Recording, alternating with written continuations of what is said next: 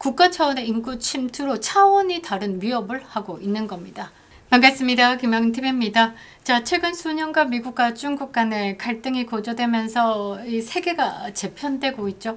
자, 트럼프 대통령은요, 중국의 지도자들은 만면에 웃음을 띠고 우리를 대하고 있지만 중국은 절대 우리의 친구가 아니다. 미국은 너무나 순진하고 잘 속아 넘어가는 멍청한 적이다. 자, 이 두 문장은 트럼프 대통령이 본인의 16번째 저서인 Time to Get Up, Make America Great Again에서 한 말입니다.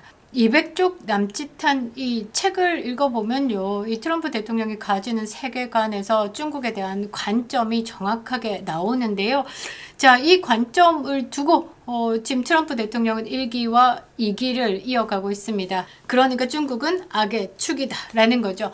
자, 지금 미국에서요, 시민권의 정의 자체를 바꿀 수 있는 사건이 대법원에서 진행 중입니다.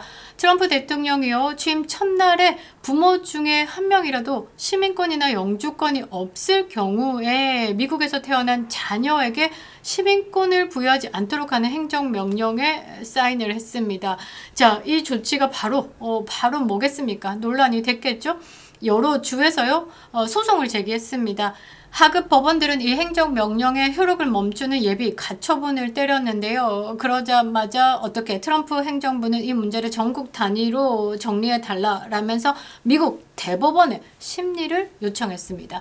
자, 대법원이 이것을 받아들여서 정식 심리에 들어갔고요. 일부 주 법원은요, 전면 효력 중단을 전국으로 확대하는 조치를 막았는데, 이 결정은 트럼프 대통령에게 사실상 1차 승리다라고 평가가 되죠. 자, 대법원의 최종 판결이요, 2025년 말에나 나올 것으로 예상했는데 살짝 넘었죠. 그래서 2026년 초에 나올 것으로 예상됩니다. 그런데 이 판결이요, 어떻게 결정이 될까? 미국 출생 시민권의 범위를 근본적으로 흔들 수 있는 사건입니다.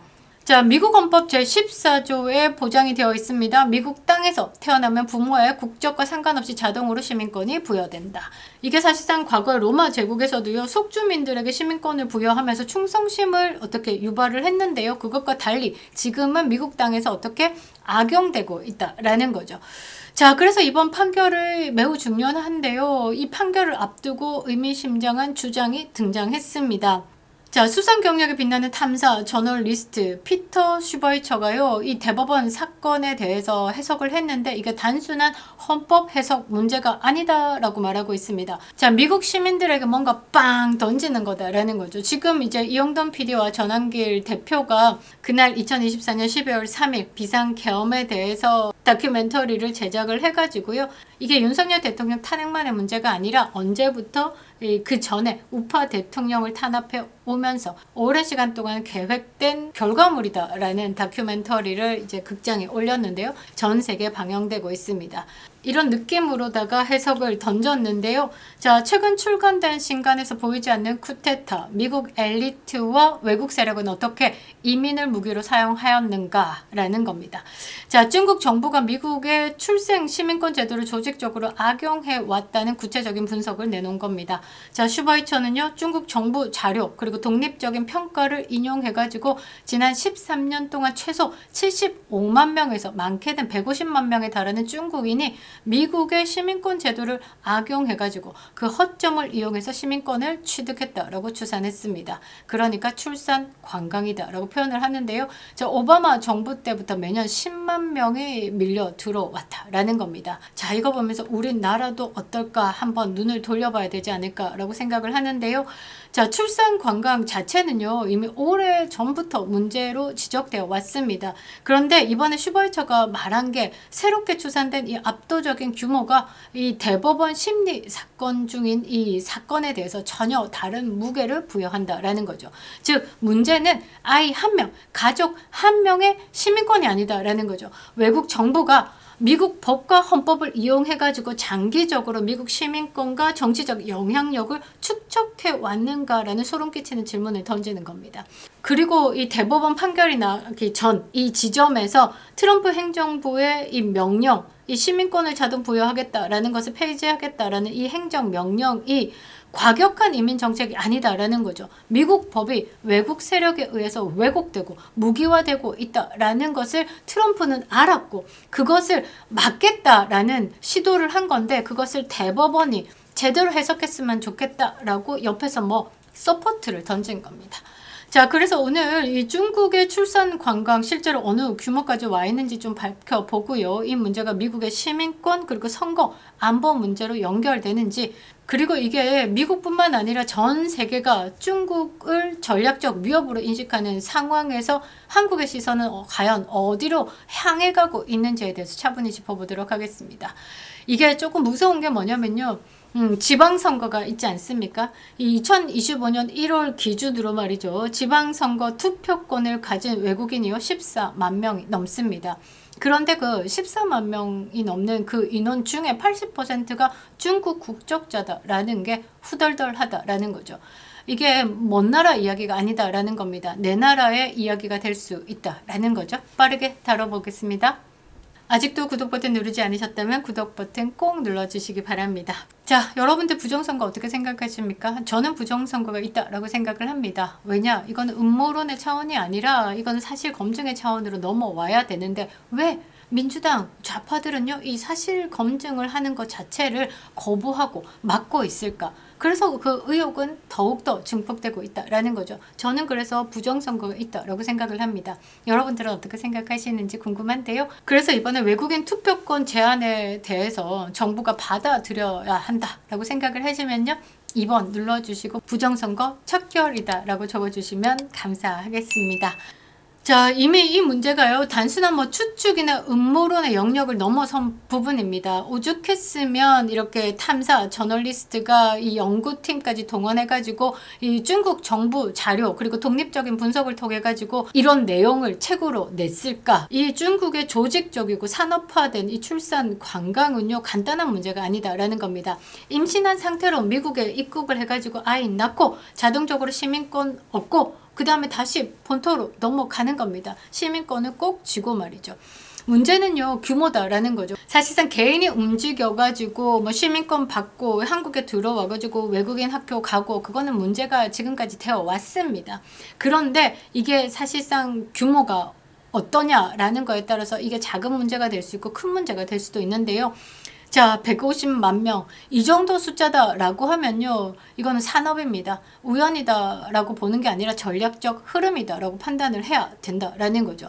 그래서 미국이요. 지금 엄청나게 예민하게 반응하고 있는 겁니다. 반응하는 이유가 뭘까? 그거는요. 미국 시민권이 단순한 뭐 신분증 아니다라는 거죠. 시민권은 장차 커서 뭐 투표권을 행사할 수 있습니다. 그리고 미국 사회 구성원이 돼가지고 정치적 영향력을 행사할 수 있다라는 거죠. 즉, 출산 관광은요. 단순히 아이를 낳았다. 그 아이가 시민권을 받았다. 여기서 끝나는 게 아니라 미래의 유권자를 만드는 구조다라는 겁니다. 대한민국도요. 한순간에 이렇게 작용화된 거 아닙니다. 굉장히 오랫동안 교육부터 무너뜨리고 언론을 장악하고 그 다음에 사법부를 장악해서 오늘날 이르게 된 거죠.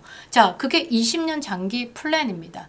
미국은요 오바마 때부터 중국의 원정 출산 매년 10만 명 그 카운트가 되는 그 순간부터 지금까지 그렇게 장악되어 왔다. 그것을 트럼프 대통령이 와서 막겠다라고 법적으로 사인을 하고 있는 겁니다. 자, 그래서 미국 정치권에서는요 이 문제를 이민 정책의 문제가 아니라 국가 안보와 선거 주권의 문제로 인식하기 시작한 겁니다. 자, 이 맥락에서 트럼프 대통령의 행정 명령은 과격한 정책이 아니다라는 거죠. 법의 허점을 더 이상 방치할 수 없을 정도 한계점에 달았다라는 문제 제기에 가깝다라는 거죠. 그래서 지금요 이 판단이 옳았는지를 미국 대법원이 가리고 있는 중에 이런 탐사 보도가 터진 겁니다. 자, 중요한 건 항상 타이밍이다라고 말씀드렸죠. 전 세계가요 이미 중국을 단순한 경제 파트너가 아니라 전략적 경쟁자 또는 잠재적 위협으로 인식하기 시작했습니다. 기술, 군사, 외교, 정보전까지. 자, 모든 영역에서 장기전이 펼쳐지고 있는 상황에서 그런데 이 경쟁의 한 축이요. 총이나 미사일, 탱크가 아니다라는 거죠. 법과 제도, 인구, 구조 그 질문을 누가 던졌냐? 이 탐사 보도가 던진 겁니다. 중국은 미국의 법을 이용해가지고 장기적으로 영향력을 미국 내에서 축적하고 있다. 뭘로? 인간으로. 지금 원정 출산이 갑자기 150만 명이 드글거리지 않고 봉토로 가 있으니까 아직 체감이 되지 않지만 10년 뒤, 20년 뒤 그 150만이 1000만이 되고 1억 명이 된다라고 하면 이게 정치 사회 구조에 영향을 미칠 수 있다라는 거죠. 그래서 이 문제가 미국만의 논쟁이 아니라 자유민주 국가 전체가 고민해야 될 질문이 됐다라는 겁니다. 자, 여기서 한번 한국으로 시선을 돌려보자라는 거죠. 세계는 이미요. 중국을 현실적인 위협, 변수로 인식하고 있습니다. 그런데 한국 시선은 여전히 어떻게 아니하다라는 거죠. 특히 이재명 정권의 대중 인식은요, 문재인의 산봉우리보다 더하다라고 봐야 되겠죠. 현실 정치는 국제 질서보다 관념과 이상에 머물러 있다라는 비판을 피하기 어렵습니다. 자, 중국의 법과 제도를 전략적으로 활용하는 현실 앞에서도 이것을 경계하기보다 문화와 관계, 이해의 언어로만 해석하고 있습니다. 서해 구조물에 대해서 이거를 이해하겠다. 우리 관계를 존중해서. 그래서 공용이다라는 단어를 쓰면서 이미 서해 앞바다는 우리나라 바다가 아니게 된 겁니다. 자, 이런 인식이요. 과연 국가의 미래를 설계할 수 있을까? 많은 국민들도 이재명의 이런 위태로운 외교에 절망을 하고 있을 것이다 라고 생각을 하는데요. 시민권은요, 가치이자 전략입니다. 한 나라의 헌법, 해석 문제를 넘어서 21세기의 국가 경쟁의 새로운 전선이다 라는 거죠. 시민권이요, 더 이상 단순한 인권 담론은 아닙니다. 국가의 구성원, 국가의 미래, 방향을 결정하는 힘이 되고 있다라는 거죠. 우리가 윤석열 대통령 탄핵 국면 속에서 헌법재판소에 왜 중국인들의 이름이 있으며 중국 발음이 있으며 굉장히 중국에 민감했죠. 왜 민감했을까? 그냥 동네 가게에 중국인들이 있다라고 하면 그거는 그냥 생활로 받아들이는 겁니다. 그런데 대한민국의 법이 움직이는 그 자리에 중국 사람이 있다? 그것부터가 민감한 상황이고, 윤석열 대통령의 탄핵 국면에서 중국의 입이 작용했다라는 것에 우리나라는 어떻게 불안감을 가졌다라는 거죠. 그것과 지금 미국이 똑같은 생각과 똑같은 시선으로 모든 것을 해석하고 있는 겁니다. 지금 이 문제는요, 미국이 대법원까지 끌고 가면서 정면으로 다루는 이유가 뭐냐? 중국이 악의 축이다라는 것을 알고 있고 이것을 견제하기 때문입니다. 이렇게 중국을요, 악의 축으로 규정하고 있는 상황에서도 이재명은 시진핑의 말을 공자의 말씀입니다 라고 하고 있죠. 지난 과거 냉전 시대에는 스파이들이요, 신분을 세탁해가지고 적국에 침투했었는데요. 이제는 이 중국이 합법적인 방법, 어떻게 출산을 이용해가지고요, 국가 차원의 인구 침투로 차원이 다른 위협을 하고 있는 겁니다. 우리의 미래는 과연 어떨까요? 제2 외국어가 중국어가 된다라고 하면 정말 괴로울 것 같은데요. 이재명 탄핵만요, 이 모든 것을 스탑시킬 수 있습니다. 김영은 TV였습니다.